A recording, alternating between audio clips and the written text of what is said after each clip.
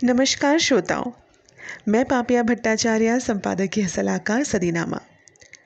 दीपावली की ढेर सारी शुभकामनाओं के साथ दोस्तों मैं लेकर हाजिर हो गई हूँ 14 नवंबर 2020 का संपादकीय, जिसका शीर्षक है सिक्का हो तो चांदी का। इसे लिखा है हमारे संपादक जितेंद्र जितांशु ने। धनतेरस और दिवाली आते ही सोने चांदी की दुकानों पर भीड़ उमड़ पड़ती है। अपनी अपनी जेब के सामर्थ्य के अनुसार कोई गहने खरीदता तो कोई सिक्के। सिक्का वैसे तो लोग सोने के भी खरीदते हैं, पर चांदी के सिक्के ज़्यादा प्रचलन में हैं। इन सिक्कों की खनखनाहट कितनी अच्छी लगती है ना? पर क्या आप जानते हैं कि इन सिक्कों का इतिहास कितना रोचक है? वैसे इस इतिहास में मोहम्मद बिन तुगलक का नाम लेना भी बेहद ज़रूरी है, जिन्होंने सोने और चांदी से हटकर तांबे और पीतल के सिक्कों को चलाने की कोशिश की।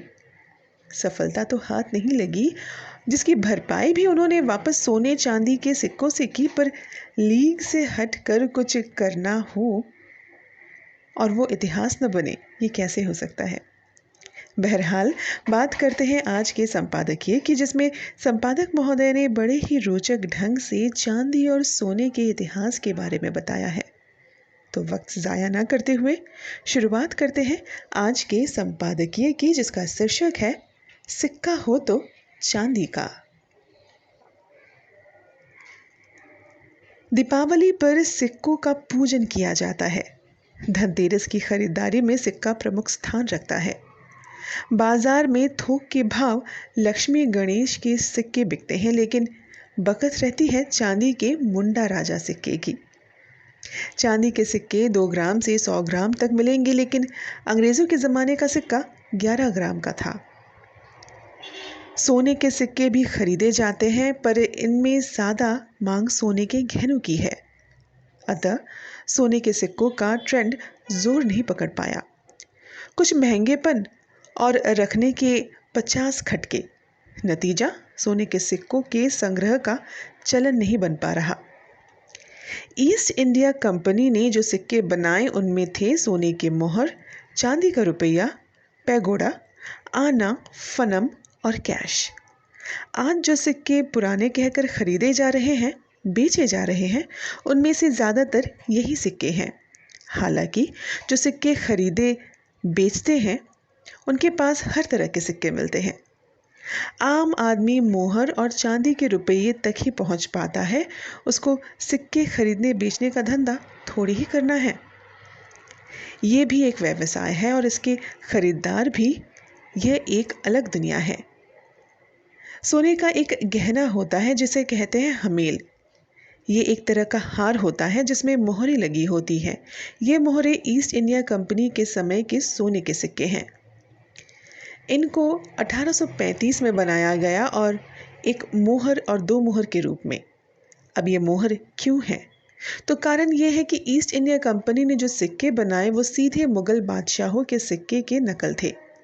बादशाह की जगह इंग्लैंड के राजा का चित्र था।